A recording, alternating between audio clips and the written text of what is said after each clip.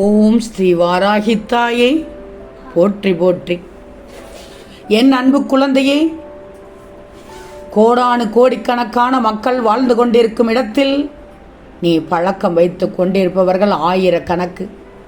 ஆனால் ஏதோ ஒரு குறிப்பிட்ட நபர் உனக்கு துணைவராக அல்லது துணைவியாக அமைவது ஏன்? உன் வாழ்க்கையின் ஒவ்வொரு நிகழ்விலும் ஒரு கர்மாவை நீ ஏற்படுத்துகிறாய்.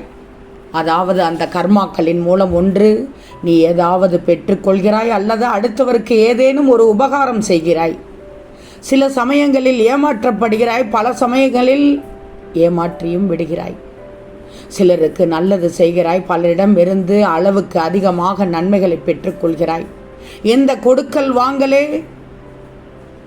நிறைய இருக்கிறது. சிலருடைய உறவுகள் ஆனந்தத்தை கொடுக்கும், சிலருடைய வருகை மற்றற்ற மகிழ்ச்சியை ஏற்படுத்தும்.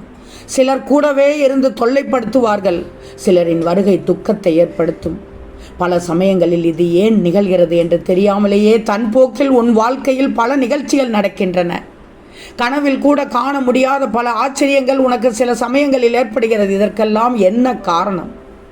ஏன் இப்படிப்பட்ட நிகழ்ச்சிகள்? கர்ம வினை தங்கமே. அவரவர்கள் செய்வினையின் பயனாலேயே அவரவர்கள் அனுபவம் மற்றும் வாழ்க்கை அமைகிறது.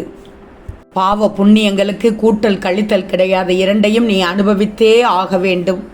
இறுதியாக உன் தாய் சொல்கிறேன், எதற்கும் நிதானமும் பொறுமையும் தேவை.